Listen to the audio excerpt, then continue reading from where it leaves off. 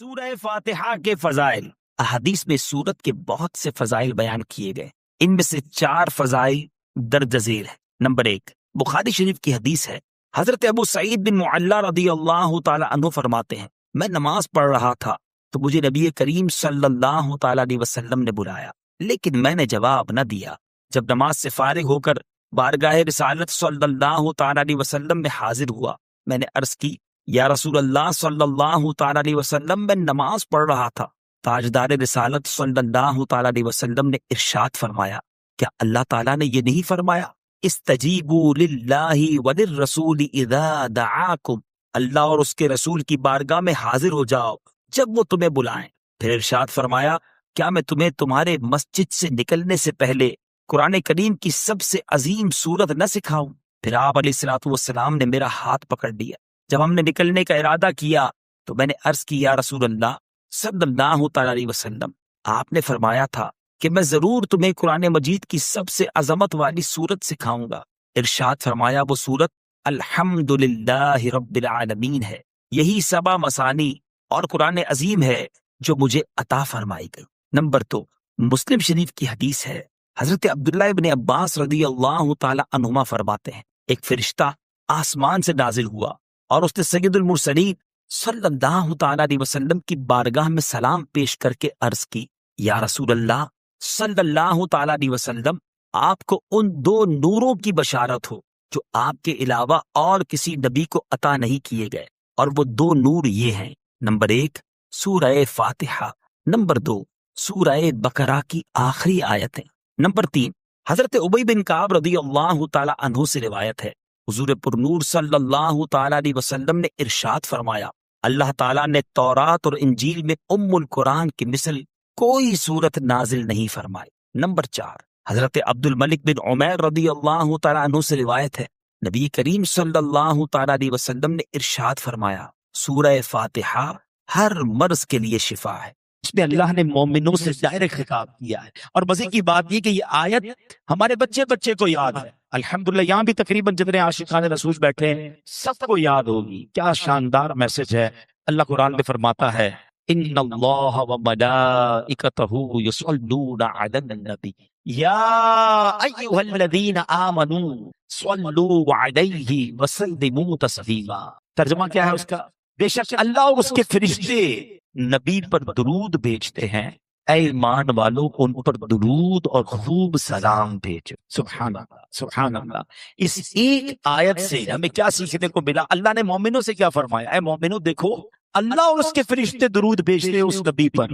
قرآن میں بہت سارے احکام ہیں جس میں ہمیں حکم دیا گیا نماز پڑھنے کا، روزہ رکھنے کا، زکوٰۃ دینے کا۔ 32 ٹائمز نماز کے ساتھ زکوٰۃ کا ذکر آیا ہے۔ بہت سارے احکام ہیں قرآن پاک میں، مگر کوئی بھی قرآن کا ایسا آرڈر نہیں ہے جس میں رب نے یہ فرمایا ہو کہ میں بھی کرتا ہوں، اے میرے بندو فرشتے بھی کرتے ہیں، تم بھی کر لو۔ اونلی دیر از اے درود پاک۔ اس سے اندازہ ہوتا ہے کہ نبی پاک علیہ الصلوۃ والسلام کا مرتبہ اللہ کی بارگاہ میں کتنا بڑا ہے، اور درود پاک کا مقام کتنا بڑا ہے کہ اللہ بھی درود بھیج رہا ہے، فرشتے بھی درود بھیج رہے ہیں۔ اے ایمان والو تم بھی اپنے نبی پر خوب درود بھیجو اور سلام بھیجو۔ یہاں علماء نے اس آیت پر بڑی شاندار ڈیبیٹ کی ہے کہ حضرت آدم علیہ السلام کو ایک شرف ملا، اور بہت بڑا شرف ملا، کہ ان کو سارے فرشتوں نے سجدہ کیا۔ ابلیس جو کہ فرشتہ نہیں تھا وہ اس نے سجدہ نہیں کیا، تکبر کیا، لیکن سارے فرشتوں نے سجدہ کیا۔ یہ بہت بڑا مقام ہے کہ اللہ نے فرشتوں کو حکم دیا کہ آدم کو سجدہ کریں، مگر میرے آقا آخری نبی صلی اللہ تعالی علیہ وسلم کا مقام دیکھیں کہ ان کو اس سے بھی بڑا شرف عطا کیا گیا کہ صرف فرشتے نہیں، فرشتے بھی درود بھیج رہے ہیں اور رب بھی درود نازل فرمانا۔ ہاں، اس کو کیٹیگرائز کرنا ہوگا، یہ سمجھیے گا، اللہ کا درود بھیجنا اور ہے اور فرشتوں کو درود بھیجنا اور ہے۔ اللہ جو درود بھیج رہا ہے وہ کریم ہے، وہ مالک ہے، وہ خالق ہے، وہ رسول پاک علیہ السلام پر رحمتیں نازل کر رہا ہے، اور ہم اور فرشتے جو درود بھیجتے ہیں ایکچولی ہم بارگاہ الہی میں دعا کرتے ہیں کہ اللہ ہمارے آقا و مولا جناب محمد الرسول اللہ صلی اللہ تعالی علیہ وسلم پر اپنی رحمتیں نازل فرما۔ ہم ریکویسٹ کر رہے ہوتے ہیں اور اللہ رحمتیں نازل فرما رہا ہوتا ہے۔ تو پہلی بات یہ پتا چلا کہ حضرت آدم کو جو شرف ملا تھا کہ سارے فرشتوں نے سجدہ کیا، لیکن ہمارے آقا کو یہ شرف دیا گیا کہ فرشتے بھی درود بھیج رہے ہیں اور رب بھی درود بھیج رہا ہے۔ اچھا، ایک اور خوبصورت بات جو عربی گرامر کو تھوڑا سا سمجھتے ہیں، یہاں ایک لفظ لایا گیا یصلون، یہ دلالت کیا کرتا ہے، یہ اشارہ کیا کرتا ہے؟ ایسا نہیں فرمایا کہ اللہ اور اس کے فرشتوں نے ایک بار درود بھیج لیا ہے، اے میرے بندوں، اے ایمان والوں تم بھی درود بھیجو، نہیں، فرشتوں نے حضرت آدم کو ایک بار سجدہ کیا تھا، مگر یصلون دلالت کر رہا ہے کہ یہ کنٹینیو ورب ہے، یہ مسلسل عمل ہے۔ سبحان اللہ، اس کا مطلب یہ ہوا کہ اللہ اور اس کے فرشتے لگاتار نبی پاک پر درود نازل فرما رہا ہے، رب درود نازل فرما رہا ہے، فرشتے درود بھیج رہے، تو یہ شان ہے سرکار دو عالم صلی اللہ تعالیٰ علیہ وسلم کی۔ اب ہمیں کیا کرنا چاہیے؟ اس آیت سے پتا چلا کہ ہمیں باقاعدہ ایک آرڈر ملا ہے قرآن سے، قرآن نے، اللہ نے ڈائریکٹلی ایمان والوں سے فرمایا ہے کہ تم بھی ان پر درود اور خوب سلام بھیجو۔ ایک بات ریئلائز کر لیجئے گا کہ نبی پاک کو ہمارے درود کی حاجت نہیں ہے، وہاں تو اربوں خربوں صبح و شام درود پاک بھیجے جا رہے ہیں۔ یہ ایکچولی ہمیں چانس دیا گیا ہے کہ تم بھی درود پڑھ لو تاکہ تمہاری جھولی بھی بھر دی جائے، تمہارے بگڑے کام بھی سنور جائیں۔ اور کتنی حدیثیں ہیں نبی پاک کی کہ درود پاک کی فضیلت پر پیارے آقا نے بیان فرمایا۔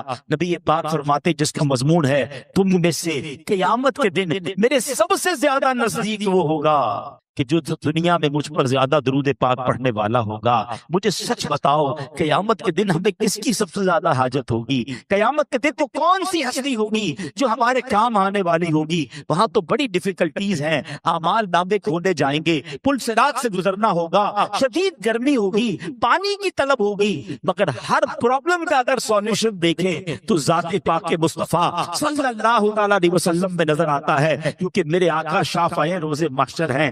ٹھیک ہے، بڑی گرمی ہوگی، باپ جو ہے وہ کسی کو جواب نہیں، دوسرے کو کوئی جواب نہیں دے گا، ایک عجب ماحول ہوگا، نفسا نفسی کا دور ہوگا، مگر سنو وہاں کون مہرباں ہوگا کہ ماں جب اکلوتے کو چھوڑے آ کہہ کے بلاتے یہ ہے، باپ جہاں بیٹے سے بھاگے لطف وہاں فرماتے یہ ہیں۔ تو پتہ یہ چلا solution of each and every problem on the day of judgment وہ رسول پاک علیہ الصلوۃ والسلام کی ذات ہے کہ جو نبی پاک کے قریب ہو جائے گا، جو آقا جس پر نظر رحمت فرما لیں گے، وہ رب سے اس کی سفارش فرمائیں گے، اس کی شفاعت کروائیں گے اور اسے جنت میں لے جائیں گے۔ تو اب بتاؤ یہ درود پاک کیسا عمل ہو گیا کہ سرور کائنات فرما رہے ہیں کہ تم میں سے قیامت کے دن میرے نزدیک ہوگا جس نے دنیا میں کثرت سے درود پڑھے ہوں گے۔ تو بتاؤ ہمیں فضول باتوں سے بچ کر کتنے درود پڑھنے چاہیے؟ ایک امیجنیشن آپ کو دے دیتا ہوں، ایک تصور دے دیتا ہوں کہ کبھی درود پاک کی تصویر ہاتھ میں ہونا تو آنکھ بند کرنا اور یہ سوچنا کہ میں جتنے درود پڑھ رہا ہوں نا اتنا نبی پاک کے قریب ہوتا جا رہا ہوں۔ محشر کا دن ہے، اربوں خربوں لوگ ہیں، میں پتہ نہیں کہاں ہوں گا، میرے آقا کہاں ہوں گے، لیکن میں درود پڑھ رہا ہوں اور آقا کے قریب ہوتا جا رہا ہوں۔ سچ بتاؤں جب یہ امیجنیشن آپ کو مل جائے گی نا، پھر درود پڑھنے کا بڑا جی چاہے گا، پھر آپ کثرت سے درود پڑھنے والے بن جائیں گے۔ اور اگر دنیا میں درود پڑھنے والے بن گئے نا، آپ کے دکھ، آپ کے ٹینشن، آپ کی بیماریاں، آپ کی پریشانیاں انشاءاللہ دور ہو جائیں گی۔ کہ شاعر کہتے ہیں دکھوں نے تم کو جو گھیرا ہو تو درود پڑھو، دکھوں نے تم کو جو گھیرا ہو درود پڑھو، جو حاضری کی تمنا ہو تو درود پڑھو۔ تو ہمیں کثرت سے درود پاک پڑھنے ہیں۔ تو ایک قرآن پاک کی آیت میں نے آپ کے سامنے پیش کر دی ہے جس میں اللہ نے مومنوں سے کلام کیا ہے۔ آئیے چلتے ہیں دوسری قرآن پاک کی اس آیت میں جس میں اللہ نے ہم سے، جی ہاں مجھ سے اور آپ سے کیا بات کی ہے، ذرا وہ سنتے ہیں اور اس میں حکم کیا ہے۔ اللہ فرماتا ہے یا ایھا الذین آمنوا اتقوا اللہ وکونوا مع الصادقین، اے ایمان والو اللہ کا دوسرا فرمان سن لو جو اللہ نے تم سے اور مجھ سے بات کی ہے۔ اللہ فرماتا ہے اے ایمان والو اللہ سے ڈرو اور سچوں کے ساتھ ہو جاؤ۔ یہ ذرا سمجھنے والی بات ہے، سچ کی اہمیت اور سچے لوگوں کی اہمیت قرآن یہاں بتا رہا ہے۔ دوست جیسے ہونے چاہیے، صحبت اور سنگت کیسی ہونی چاہیے۔ قرآن کیا کہہ رہا ہے؟ اے ایمان والو اللہ سے ڈرو اور سچوں کے ساتھ ہو جاؤ. اب سچ کتنا کمال کا کام ہے اور اسلام سچ کی تعلیم دیتا ہے. حضرت عبداللہ بن مسعود رضی اللہ عنہ سے روایت ہے، رسول اکرم صلی اللہ علیہ وسلم نے ارشاد فرمایا، بے شک سچائی بھلائی کی طرف ہدایت دیتی ہے اور بھلائی جنت کی طرف لے جاتی ہے. آدمی برابر سچ بولتا رہتا ہے یہاں تک کہ وہ صدیق ہو جاتا ہے. اور سنو، آقا فرماتے جھوٹ بدکاریوں کی طرف لے جاتا ہے اور بدکاریاں جہنم میں پہنچاتی ہیں. اور آدمی کنٹینیو برابر جھوٹ بولتا رہتا ہے یہاں تک کہ وہ اللہ کے نزدیک کذاب لکھ دیا جاتا ہے. غور کیجیے کہ میں اور آپ اللہ کی بارگاہ میں کیا لکھا جانا پسند کرتے ہیں، کہ میں رب کی بارگاہ میں صدیق سچا لکھا جاؤں یا اتنا جھوٹ بولوں کہ اللہ کی بارگاہ میں ہی کذاب لکھ دیا جائے. یہ جھوٹ اتنا برا عمل ہے کہ حدیث پاک میں آتا ہے کہ جس مسلمان جو بندہ ایک جھوٹ بولتا ہے نا، اس کے منہ سے اتنی بدبو نکلتی ہے کہ فرشتہ 1 میل دور ہو جاتا ہے. آج لوگ کہتے ہیں یار کاروبار میں برکت نہیں ہے، صحت میں برکت نہیں ہے، گھر میں ٹینشنیں بڑی ہیں، ایسا لگتا ہے کچھ پرابلمز ہیں. ارے آپ نے جھوٹ بول بول کر رحمت کے فرشتے اتنے دور کر دیے ہیں تو کدھر سے رحمتیں نازل ہوں گی. ایک طرف تو ہم سچے آقا کے امتی، ذرا بتائیے نا، سب کو پتا ہے میرے آقا نے 40 سال کی عمر تک اعلان نبوت تو نہیں فرمایا تھا نا، مکے کے لوگوں کو اپنا کردار پیش کیا تھا اور اس کے بعد ایک اعلان کیا تھا کوہ صفا کی پہاڑی پر، اے مکے والے بتاؤ میں کون ہوں. کتنا کمال کا سوال تھا، مگر رپلائی کیا تھا؟ آپ صادق ہیں، آپ امین ہیں. جو بتوں کی پوجا کرنے والے تھے، جو اللہ کو ایک نہیں مانتے تھے، مگر نبی پاک کا کردار دیکھ کر انہوں نے کیا کہا تھا؟ آپ صادق ہیں، آپ امین ہیں. اچھا مزے کی بات دیکھو، نبی پاک نے جب اعلان نبوت کیا یہ لوگ خلاف ہو گئے، جان کے پیاسے ہو گئے، مگر امانتیں پھر بھی نبی پاک کے پاس رکھواتے تھے. آپ کو وہ یاد ہوگی نا ہجرت کی رات جب نبی پاک کفار مکہ کے ظلم و ستم سے تنگ آ کر صحابہ کو ہجرت کا حکم دے چکے تھے، اور جب خود نبی پاک مکے جا رہے ہیں تو کیا فرمایا تھا مولا علی سے؟ اے علی میرے بستر پر آرام کر لینا اور جو لوگوں کی امانتیں ہمارے پاس ہیں وہ واپس لوٹا کر مدینے آنا. اللہ اکبر، آقا کی جان کے پیاسے بھی ہیں مگر یہ مانتے تھے ہیں سچے، ہیں امانت دار. ارے قرآن کہہ رہا ہے اے ایمان والو سچوں کے ساتھ ہو جاؤ. آج میں اور آپ سوچیں کہ پہلے میں سچا ہوں کہ نہیں، میں سچ بولتا ہوں کہ نہیں، اور پھر میرے دوست، میری گیدرنگز، میرا اٹھنا بیٹھنا وہ کن کے ساتھ ہے. خدا را جھوٹ کو عام نہ سمجھیں. پرابلم یہ ہے کہ پہلے کہ لوگ کبھی کبھی جھوٹ بولتے تھے اور اب تو ایسا لگتا ہے کہ کبھی کبھی سچ بولتا ہے. جب دیکھو جھوٹ ہی بولنا ہے، مذاق میں بھی جھوٹ بولنا ہے، تفریح میں بھی جھوٹ بولنا ہے، خامخواہ بھی جھوٹ بولنا ہے، کیونکہ اس کی کانسیکوینسز ہی نہیں پتا. معراج کی رات نبی پاک علیہ الصلوۃ والسلام جب تشریف لے گئے تو آپ نے ایک شخص کو دیکھا کہ اس کو لوہے کے ایک یہ سمجھے کہ ہک کے ذریعے اس کے گال چیرے جا رہے ہیں. ادھر سے گال چیر کے پیچھے لے جایا گیا، پھر دوسرے گال کو چیر کے پیچھے لے جایا گیا. پوچھا گیا یہ کون ہے؟ فرمایا یہ جھوٹ بولنے والے. جھوٹ بولنے والے کو قیامت تک یہ عذاب دیا جھوٹ ہے. مگر اس سے بڑا جھوٹ پتہ کیا ہے؟ وہ بہتان ہے کہ آپ کسی بندے پر وہ بات لگا رہے ہیں، وہ الزام لگا رہے ہیں کہ اس نے کیا ہی نہیں ہے. بہتان تو اچھا اور گناہ ہے کہ فلاں یہ کرتا ہے، فلاں وہ کرتا ہے، فلاں میں نے یہ دیکھا ہے، حالانکہ اس کے اندر وہ چیز ہی نہیں ہے. حالانکہ اگر کوئی عیب ہے بھی تو آپ کو کس نے کہا بتانے کو؟ مسلمان کے عیب تو چھپانے کا حکم ہے، مگر یہاں تو جناب لوگوں کو موقع چاہیے. کسی طریقے سے کسی کا کوئی عیب پتا چلے، ارے اچھا اس نے یہ کیا، اس کی بیٹی نے، اس کے بیٹے نے یہ کیا، فوراً میسج چلاتے ہیں، فوراً کال کرتے ہیں، پتا چلا اس نے یہ کیا ہے. اللہ کے بندو ایک بات یاد رکھنا، اگر تم کسی کا عیب کھولو گے نا، ایک دن آئے گا تمہارے عیب بھی کھول دیے جائیں گے، اور ہمارے عیب بھی بہت زیادہ ہے. میرا رب جو جانتا ہے اگر وہ سب کو پتا چل جائے تو میرا بنے گا کیا. اور ہم تو دعا کرتے ہیں اللہ سے، اللہ دنیا میں بھی ہمارے عیب چھپائے رکھے اور آخرت میں بھی ہمارے عیب چھپائے رکھے.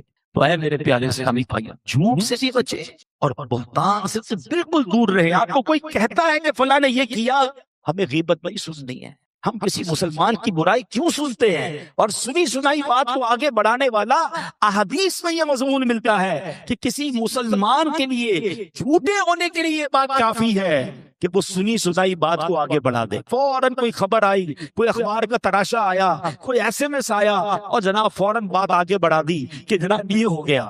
نہیں میرے پیارے اسلامی بھائی، ہمیں قرآن کہہ رہا ہے سچوں کے ساتھ ہو جاؤ۔ اچھا یہ ایک اور درس مل رہا ہے، اور وہ درس کیا ہے کہ ہماری صحبت کیا ہونی چاہیے۔ آپ کو پتہ ہے احادیث میں مضمون ملتا ہے کہ حضرت عمر فاروق رضی اللہ عنہ فرماتے ہیں، پہلے حدیث سن لیں، نبی پاک نے فرمایا آدمی اپنے دوست کے دین پر ہوتا ہے تو اسے دیکھنا چاہیے وہ کس سے دوستی کر رہا ہے۔ اب چیک کر لیں کہ ہمارے دوست کون ہیں۔ ایک اور بڑا پیارا قول ہے کہ دوست وہ ہوتا ہے جسے دیکھ کر خدا یاد آ جائے۔ ذرا غور کریں، ایسا کوئی دوست ہے جس کو دیکھ کر ہمیں خدا یاد آتا ہے؟ ہمارے تو کئی دوست ایسے جس کو دیکھ کر سنیما یاد آتا ہے، کوئی نہ کوئی بری چیز ہی یاد آ رہی ہوتی ہے۔ اچھا ہم ذرا نمازی بن جائے تو وہ مذاق اڑا لیتے، بھائی کیا ہو گیا، خیریت تو جمعہ پڑھتے تھے، ٹھیک ہے، یہ کیا 5 وقت ٹوپی اوپی لگانی ہے۔ ایسے دوست ہیں کہ جو نیکی کی طرف جائے ہمیں روک رہے، وہ دوست ٹھیک نہیں ہے۔ ہمیں تو دوست وہ چاہیے جو ہمیں نیکی کی طرف لے جائے۔ ینگسٹر بیٹھے ہیں، مجھے ایک بات بتائیں، اب کسی بھی کبھی موقع ملے، کسی جو نشہ کرنے والا ہو، شرابی ہو، جواری ہو، بیچارہ ہیروئن جی بن گیا ہو، یا ڈکیتی ڈالنے والا، چوری کرنے، بڑے بڑے جتنے جرائم کرنے والے لوگ ہیں، اگر کبھی کسی سے انٹرویو کرنے کا موقع ملے یا ڈیپلی آپ اس کو اینالائز کریں نا، تو یہ ساری عادتیں کہاں سے ملی ہیں؟ اگر آپ غور سے دیکھیں گے تو یہ دوستوں سے ملتی ہیں۔ کبھی بھی گھر والے نشے کی عادت نہیں ڈالتے، کسی کے ماں باپ پلان نہیں کرتے چلو بیٹا تم کو چوری سکھاتے ہیں۔ یہ ساری بری عادتیں، جتنی بری عادتیں ہیں، یہ کہاں سے ملتی ہیں؟ یہ صحبت سے ملتی ہے۔ یہ ان لوگوں کے لیے پیغام ہے جو ینگسٹر کہتے ہیں نہیں جناب میں شراب نہیں پیتا، دوست پیتے، میں تو کمپنی دے رہا ہوتا ہوں، میں تھوڑی پیتا ہوں، میں جوا نہیں کھیلتا، جناب وہ دوست کھیل رہے ہوتے ہیں، میں صرف بیٹھا ہوتا ہوں، میں کہاں نشہ کرتا ہوں، میں تو صرف انہیں کمپنی دیتا ہوں۔ یہ بہت بری عادت ہے، آپ ان کو کمپنی دے رہے ہیں جن پر اللہ کی لعنت برس رہی ہے۔ یہی چنگاری ہے کہ تمہارے کپڑوں کو اور تمہاری باطن کو جلا کر رکھ دے گی۔ اگر ایک کمپنی لینی ہے تو ان کی کمپنی لو جن پر رحمتیں برس رہی ہیں، جن پر اللہ راضی ہوا ہے۔ قرآن کہہ رہا ہے کونوا مع الصادقین، سچوں کے ساتھ ہو جاؤ، مگر ہم جھوٹوں کے ساتھ بیٹھتے ہیں، ہم شرابیوں کے ساتھ بیٹھتے ہیں، ہم بے حیائی کی باتیں کرنے والوں کے ساتھ بیٹھتے ہیں، اور ہم کہتے ہیں نہیں جناب میں نہیں جاتا۔ خدا را دل سے خیال نکال دو کہ میں کچھ نہیں کرتا، میں صرف بیٹھتا ہوں۔ مجھے ایک بات بتائیے نا، کسی بلڈنگ میں آگ لگ جائے، آپ کا گھر 3rd فلور پر ہو، پہلے فلور پر آگ لگے گی تو آپ یہ کہیں گے یار 1st فلور پر آگ لگی ہے، میں اوپر رہوں گا، آپ تو نیچے ہے۔ پوری بلڈنگ ایویکویٹ ہوتی ہے، پورا علاقہ خالی کروایا جاتا ہے کہ یہ آگ پوری بلڈنگ کو جلا سکتی ہے۔ تو جب آگ سے بچتے ہو اور آگ قریب آ جائے تو بھاگ جاتے ہو، تو جہنم کی آگ جہاں بھڑک رہی ہے وہاں کیوں جاتے ہو؟ ان دوستوں کے ساتھ کیوں رہتے ہو؟ میں آپ کو آپ کے رب کا کلام سنانے آیا ہوں، میں آج آپ سے وہ بات کرنے آیا ہوں جو آپ کے رب نے آپ سے بات کی ہے۔ یا ایھا الذین آمنوا اتقوا اللہ، اللہ سے ڈرو، وکونوا مع الصادقین، اور سچوں کے ساتھ ہو جاؤ۔ تو 2 باتیں اس آیت سے سیکھنے کو ملی کہ سچ بولنا ہے، سچا اللہ کا پسندیدہ بندہ ہے، اور دوستی اچھوں سے رکھنی ہے۔ پنجابی شعر سنا دیتا ہوں، کیا شاندار مثال دی ہے ہمارے بزرگوں نے۔ فرمایا بھلے بندے دی صحبت یاروں، جویں دکان تاراں، سودا بھاوے ملے نہ دئیے، ہلے آن ہزاراں۔ کہتے ہیں اچھے بندے کی صحبت ایسی ہے جیسے پرفیوم کی، عطر کی دکان۔ جب عطر کی دکان پہ جاتے ہیں، پرفیوم شاپ پہ جاتے ہیں، تو کیا ہوتا ہے پیسے خرچ کرے نہ کرے کچھ نہ کچھ خوشبو فری میں آ رہی ہوتی ہے، بلکہ تھوڑا بہت تو وہ سیمپل بھی لگا دیتا ہے، گھر آ کر بھی خوشبو آ رہی ہوتی ہے۔ کتنی پیاری شاپ پہ گیا تھا، فری میں خوشبو مل گئی۔ یہ ہے اچھے بندے کی صحبت۔ اور برے بندے دی صحبت یاروں، جویں دکان لوہاراں، کپڑے پاوے کنج کنج پئیے، چنگا پہن ہزاراں۔ کہتے ہیں برے بندے کی صحبت ایسی ہے جیسے لوہار کی دکان۔ جب بھی لوہار کی دکان پہ جائے نا، جب ویلڈنگ کا کام ہو یا چنگاریاں اڑ رہی ہوتی ہیں، کہتے جتنے بھی کپڑے بچا لے، کبھی نہ کبھی کوئی چنگاری تمہارے کپڑے میں سوراخ کر دیتی ہے۔ بندہ گھر آتا ہے کہتا ہے یار یہ سوراخ کیسے ہوا؟ ہاں وہاں گیا تھا جب ویلڈنگ ہو رہی تھی، جہاں چنگاریاں اڑ رہی تھی، میرے کپڑوں پر اس نے سوراخ کر دیا۔ ایسا ہی بری صحبت ہے کہ تم ان کے قریب بیٹھو گے، وہ تمہارے عمل کی چادر میں سوراخ کر دے گی۔ اب کچھ ایک اور کام ایسا کرتا ہے ہمیں بغیر بتائے، ہمیں پتہ بھی نہیں چلتا، اور ہماری وہ نیکیاں برباد ہو جاتی ہیں۔ اب وہ قرآن دیکھو ہمیں سمجھا رہا ہے۔ قرآن کہتا ہے اے ایمان والو، سنو، پھر اللہ ایمان والوں سے بات فرما رہا ہے، یا ایھا الذین آمنوا لا تبطلوا صدقاتکم بالمن والاذی۔ اے ایمان والو، اپنے صدقے باطل نہ کرو، احسان رکھ کر اور ایزا دے کر. اور کیا شاندار ایگزامپل کے ذریعے آگے قرآن سمجھا رہا ہے. کالذی ينفق مالہ رئاء الناس ولا یؤمن باللہ والیوم الآخر. اس کی طرح، کس کی طرح؟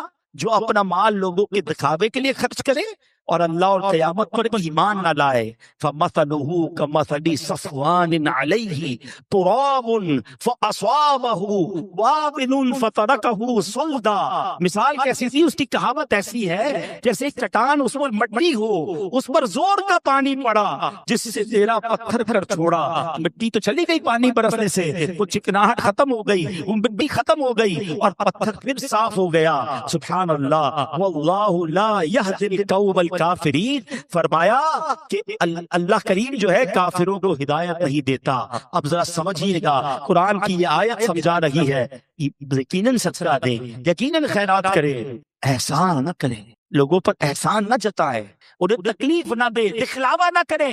اور مثال کیا دی کہ ایک چٹان پر غبار ہے، مٹی ہے، ہم سمجھ رہے ماشاءاللہ بڑی زبردست زمین ہے، زرخیز ہے، پودا لگ جائے گا، اور بارش آئی تو وہ سارا غبار چلا گیا، نیچے سے چٹان نکل آئی. فرمایا اس کے ریاکار کے، دکھلاوے کرنے والے کے، صدقہ دے کر احسان جتانے والے کی نیکیاں ایسے ہیں کہ جب اللہ کریم حساب فرمائے گا تو وہ ساری نیکیاں باطل کر دی جائیں گی.